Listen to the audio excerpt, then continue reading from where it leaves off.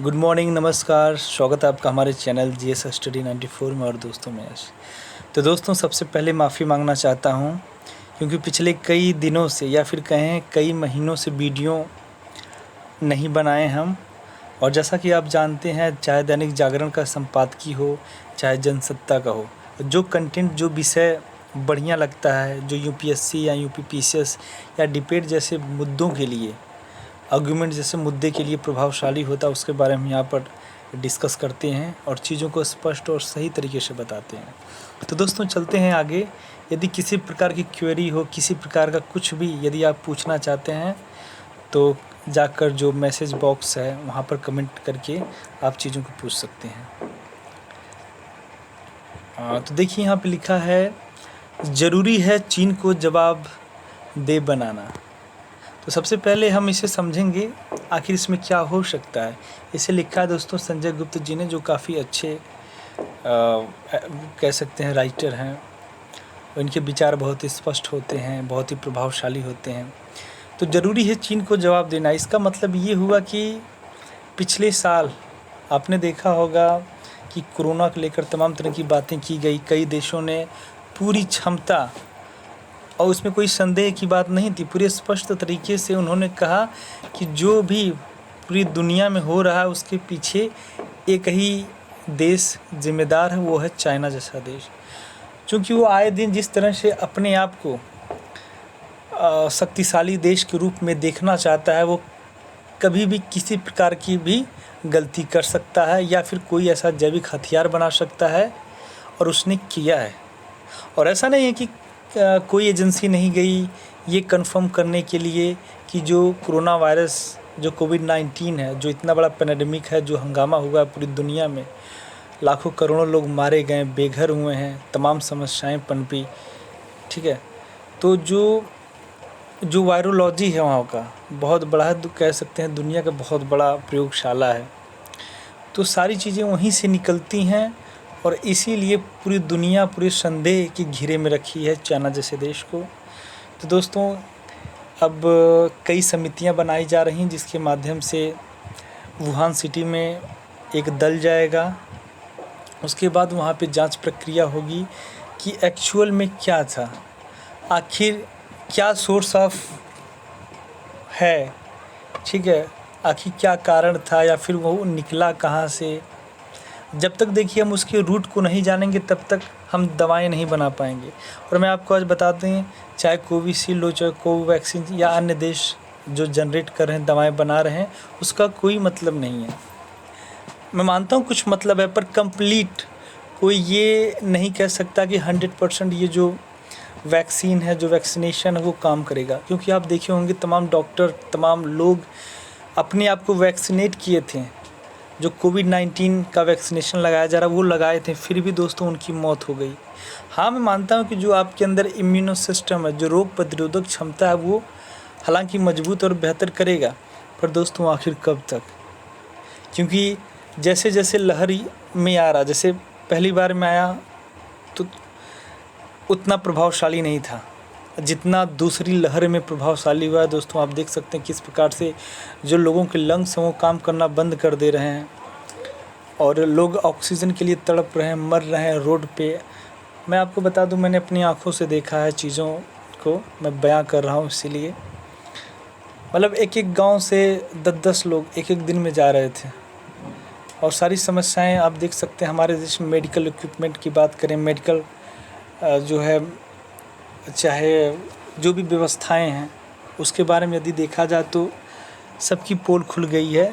इसमें किसी प्रकार की चटुकारिता की बात नहीं है, क्योंकि दोस्तों हमारा यहाँ उद्देश्य है पढ़ाई करना, चीज़ों को समझना, ठीक है।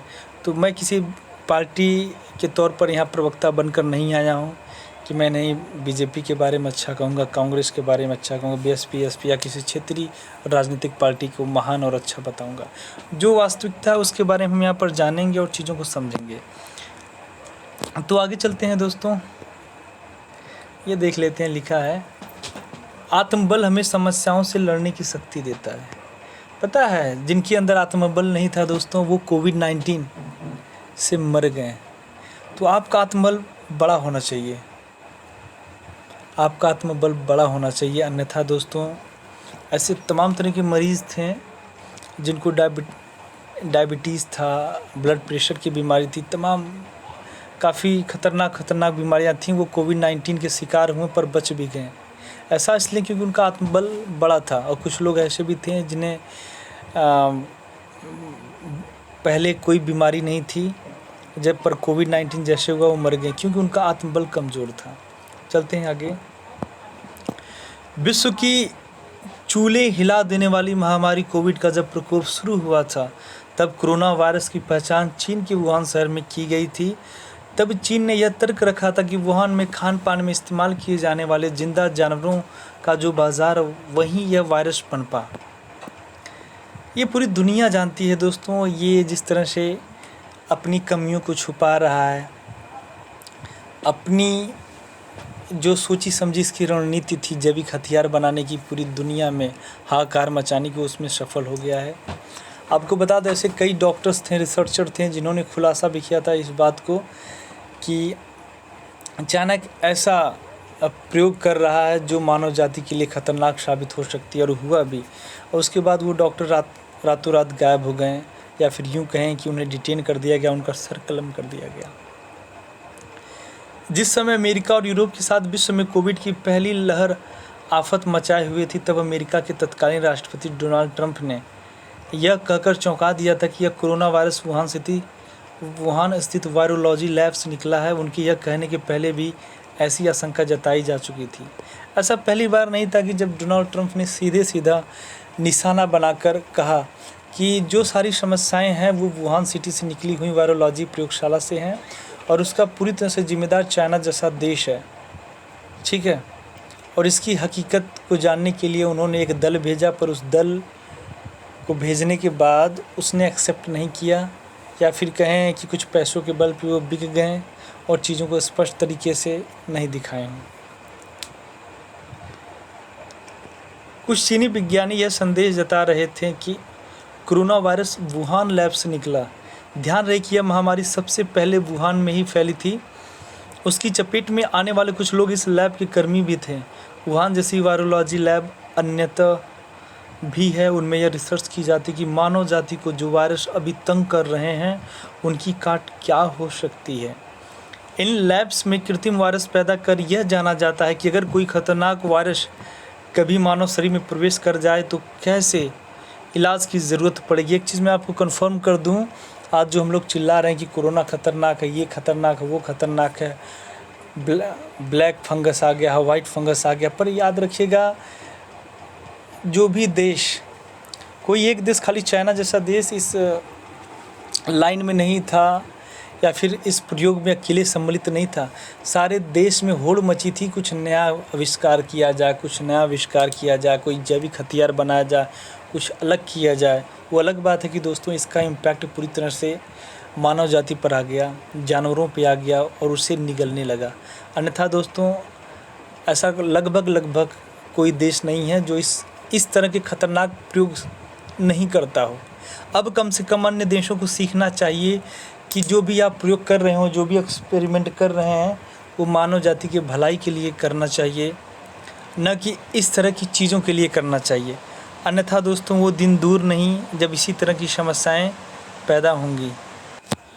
वायरोलॉजिस्ट तमाम वैक्सीन का निर्माण इसी तरह की लैब्स में कर चुके हैं। यह भी एक सच्चाई है कि कुछ देशों ने जैविक हथियार भी बना रखे हैं। ये किसी देश विशेष या नस्ल के लोगों पर ही असर डालने वाले हो सकते हैं। आपको पता है मित्रों, ऐसे तमाम जानवरों के ऊपर जो शोध किए जाते हैं, आज वही जैविक हथियार, वही वायरस इंसानों को भी निशाना बना रहा है। नहीं तो ऐसे करोड़ों अरबों जानवर चले गए हैं। बंदर पर रिसर्च नहीं किया गया है, कि हाथी पे नहीं किया गया, कि सेव पे, कि कुत्ता, बिल्ली, मेढक, चूहा, ऐसे तमाम जानवरों पे, कीट पतंगों पर, और उन्हें दशकों से, सालों से उन्हें निगला गया उन्हीं के द्वारा। ठीक है, आप देख सकते हैं ये किसी देश विशेष या नस्ल के लोगों पर ही असर डालने वाले हो सकते हैं। आज जब पूरा विश्व कोरोना वायरस से उपजी महामारी से जूझ रहा है, और खरबों रुपए का आर्थिक नुकसान हो चुका है। तब पिछले वर्ष यह जो बहस शुरू हुई थी कि कहीं यह मानव निर्मित तो नहीं, उसने फिर से जोर पकड़ लिया। यह संदेह लगातार गहरा रहा है कि वायरस मानव निर्मित है और जाने अनजाने वुहान लैब से ही लीक हुआ। तो दोस्तों देखिए, कुछ ना कुछ प्रमाण कहीं ना कहीं से मिल रहा है, किसी न किसी माध्यम से जानकारी मिल रही है, इसलिए जो संदेह वो गहराता चला जा रहा है और पूरी तरह से संलिप्तता की बात की जा रही है कि चाइना जैसा देश जिम्मेदार है। क्योंकि आप देख सकते हैं कि दक्षिणी चीन सागर में जिस तरह से वो अपना दबदबा बनाता जा रहा है, जिस तरह से पड़ोसी देश को घेरने का प्रयास कर रहा है, अन्य देशों में अपनी सेना की टुकड़ी को तैनात कर रहा है, वो कहीं न कहीं उसी की मानसिकता और उसी के हथकंडे के कारण है। इसके पूर्व भी कोरोना प्रजाति के 2 वायरस आ चुके हैं, सार्स और मार्स। कोरोना वायरस की उत्पत्ति चमगादड़ों से मानी जाती है, पर विज्ञानियों का मानना है कि यह वायरस चमगादड़ से सीधे मानव तक नहीं आ सकता, बीच में किसी एक और जानवर की ज़रूरत पड़ सकती है। तो दोस्तों ये कंफर्म स्पष्ट नहीं है कि चमगादड़ से आया, ऐसा लोग मान रहे हैं। अभी जो भी ये सब एक्सपेक्टेशंस में चल रहा है, बस अपने अपने लोग हाइपोथेसिस कर रहे हैं, अपनी अपनी कल्पनाएं अपनी अपनी आइडियोलॉजीज में डाल रहे हैं और कुछ नहीं है। सार्स और मर्स का प्रकोप फैलने के कुछ ही महीनों के अंदर विज्ञानियों ने यह ढूंढ निकाला था कि सार्स वायरस चमगादड़ से सीवेट और फिर उससे मानव में आया, तथा मर्स चमगादड़ से ऊंट और फिर उससे मानव में आया। इस खोज से उनकी काट निकालना आसान हो गया था, पर इस समय जो कोरोना वायरस उत्पात मचाए हुए हैं वह कहाँ से आया, इसका पता 17 माह बाद भी नहीं चल पाया है। तथ्य यह भी है कि एक तो कोरोना लगातार म्यूटेट हो रहा है, दूसरे तेज़ गर्मी में या शून्य से कई डिग्री नीचे के तापमान में भी आराम से जीवित रह रहा है। तो आप देख सकते हैं कि दोस्तों कुछ आप कंफर्म नहीं कर सकते हैं कि कहाँ रहें कहाँ नहीं। अभी जो लोग कुछ कह रहे हैं कि नहीं भैया एरोसोल के माध्यम से हो रहा है, या फिर जो ड्रॉपलेट होता है जब आप बोलते हैं छींकते हैं, कुछ लोग कह रहे हैं कि भैया हवा से हवा में नहीं हो रहा। अब आपको इतना बता दें, आप सजग रहिए, सुरक्षित रहें। मुझे कभी कभार महसूस होता है किसी भी माध्यम से हो सकता है, इसीलिए पूरी कोशिश करिए जब बाहर निकलें तो पूरी प्रिकॉशंस के साथ निकलें, पूरी सावधानी के साथ निकलें, ठीक है। जो भी एडवाइजरी जारी किया गया, जो भी आपके स्टेट या क्षेत्रीयता में दिशा निर्देश जारी किया गया, मास्क लगाएं, ग्लव्स पहनें, ठीक है।